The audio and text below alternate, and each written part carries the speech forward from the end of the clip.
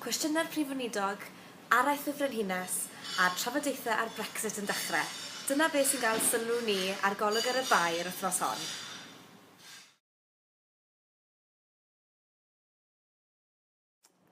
Ar ôl cyffwrdd yr etholiad cyffredin, mae busnes yn ôl yn y cynulliad. Beth yn digwydd? Wel, cwestiynu ar Brexit ar Elian Wood i Carwyn Jones. Beth oedd yn mynd i ddigwydd o'r farchnas sengl. Ond oedd Carwyn yn dweud, wel, da ni wedi trafod hyn yn droion, a da chi'n cydweld â fi. Da chi'n neud trafferth pen oes na'n trafferth.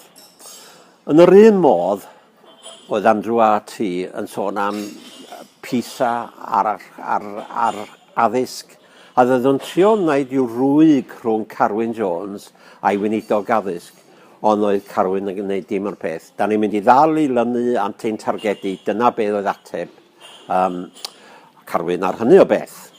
Ac Neil Hamilton eto yn sôn am y tân yn Llundain a'r ffaith bod Jeremy Corbyn eisiau cymryd drosodd adeiladau preifat mwyn rhoi lloses i'r bobl chafodd i wneud yn ddigartref. Ateb Carwyn, pidiwch â wneud pwyntau gwleidyddol ar drychineb.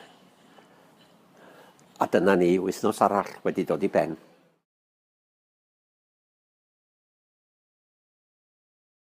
Hefyd yr wythnos yma, dyma'r dechrau y trafodi ar Brexit.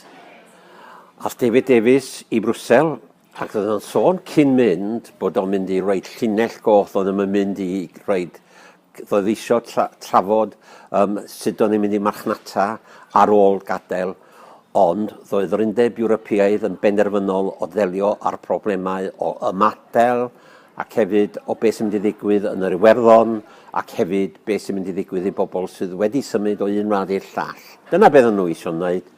Yn y diwedd, beth ddigwyddodd? Wel, roedd David Davies roed y cyfan iddyn nhw. Doedd o ddim wedi cael ei ffordd o gwbl.